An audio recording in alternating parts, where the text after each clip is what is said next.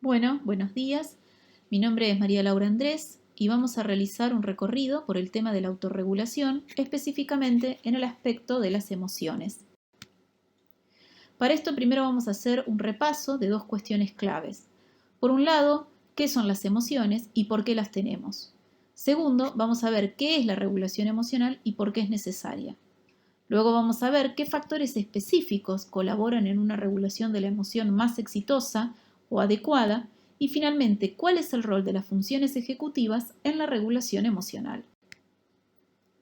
Bien, las emociones son respuestas de nuestro organismo para adaptarnos al ambiente. Como ustedes ya vieron, uno de los modelos explicativos del proceso emocional es el propuesto por Gross. Su modelo consiste en una secuencia de componentes que comienza con los componentes denominados antecedentes, es decir, condiciones previas que deben darse y son indisociables de la respuesta emocional propiamente dicha.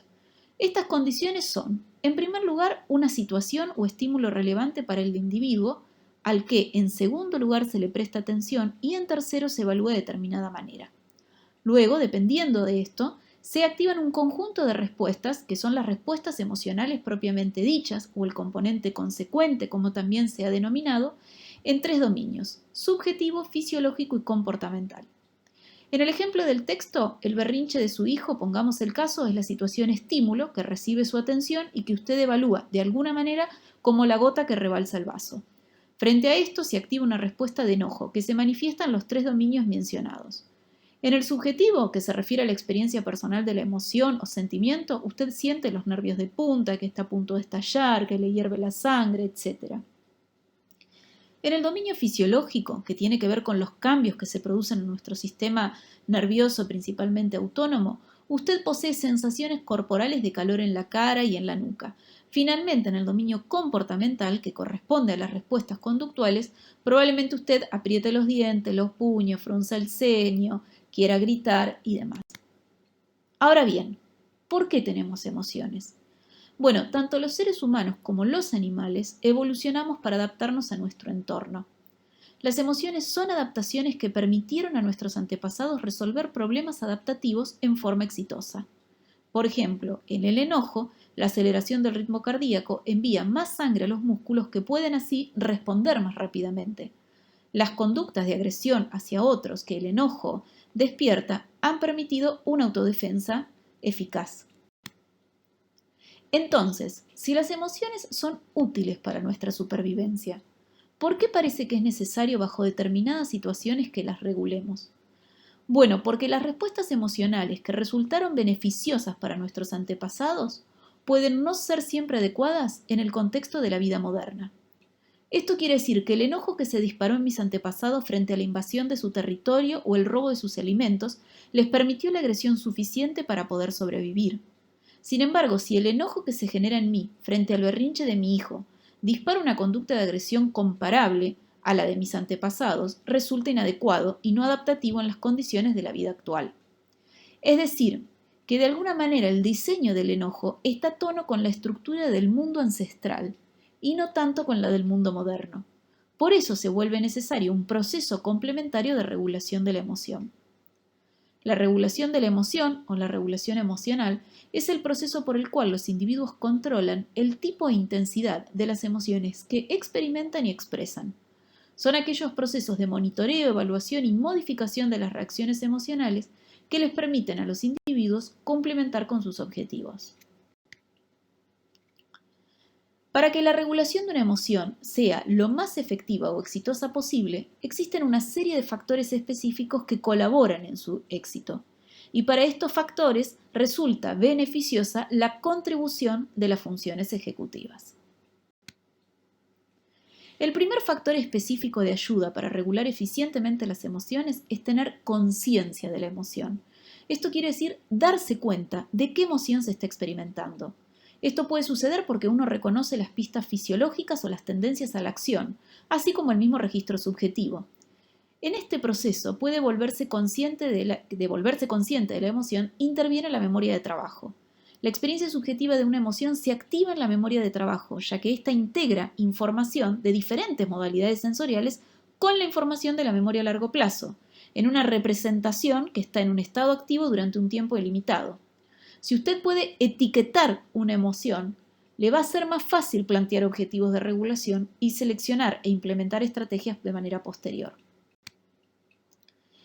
El segundo factor para regular exitosamente las emociones tiene que ver con los objetivos. Por un lado, con actualizar, con traer a la mente los objetivos generales de orden superior o a largo plazo. Suelen ser metas vitales, es decir, destinos hacia los que se encamina nuestra vida. En el ejemplo del texto, la crianza adecuada de nuestros hijos. Por otro lado, establecer objetivos específicos de regulación de la emoción, como pueden ser el aumento o la disminución de la intensidad de una emoción determinada y que van a ayudar, en definitiva, a conseguir los primeros, es decir, las metas vitales. Es decir, recordar los objetivos de orden superior colabora en el establecimiento de objetivos específicos o de orden inferior, lo cual va a favorecer la selección e implementación de estrategias posterior. En el ejemplo, imagine que frente al berrinche usted activa el objetivo mayor de crianza adecuada. Entonces es probable que redireccione por objetivos específicos como tolerar el malestar por un rato, no mostrar mi enojo ahora. Usted regula su enojo estratégicamente para poder cumplimentar con un objetivo de orden superior. La memoria de trabajo interviene en la actualización de las metas vitales en el momento oportuno y junto con la inhibición en el establecimiento y mantenimiento de los objetivos específicos. El tercer factor específico importante para regular las emociones es seleccionar e implementar estrategias de regulación emocional, es decir, seleccionar e implementar aquellos medios mediante los cuales se pueden conseguir los objetivos específicos de regulación emocional. Pero ¿cuáles son las estrategias? ¿Y cuáles son las condiciones necesarias para implementarlas y seleccionarlas adecuadamente? ¿Cómo intervienen en ellas y en sus condiciones las funciones ejecutivas? Primero vamos a ver el modelo de proceso de regulación emocional. En el modelo de proceso de regulación emocional se postulan 5 conjuntos de estrategias. El conjunto selección de la situación se refiere a la generación de situaciones con el objetivo de impactar en la emoción. Gritar y dar chirlo sería un caso de selección de situación. Usar la silla para pensar sería un ejemplo de una opción mejor. Por lo que, para cambiar de una estrategia a otra, se requiere flexibilidad. Las estrategias de modificación de la situación son esfuerzos para cambiar directamente una situación. El despliegue atencional implica redirigir el foco atencional. Una de las estrategias más conocidas dentro de este conjunto es la distracción, que supone un cambio en el foco atencional, lo que requiere flexibilidad y capacidad de inhibición. Otro ejemplo que no está nombrado en el texto es la rumiación, que en realidad es como un fallo en el cambio del foco atencional, sino que lo que hay es una perseveración en el mismo contenido emocional. Es un ejemplo de una estrategia de regulación emocional de índole cognitiva, específicamente atencional, no adaptativa. En cuarto lugar, el conjunto denominado cambio cognitivo se refiere a cambiar los significados de un evento de modo tal que se altere su impacto emocional. Una forma es la reevaluación cognitiva. En el caso del ejemplo, usted usa la reevaluación cognitiva cuando le pedimos que piense en la situación como la oportunidad para enseñarle a su hijo que sus acciones tienen consecuencias.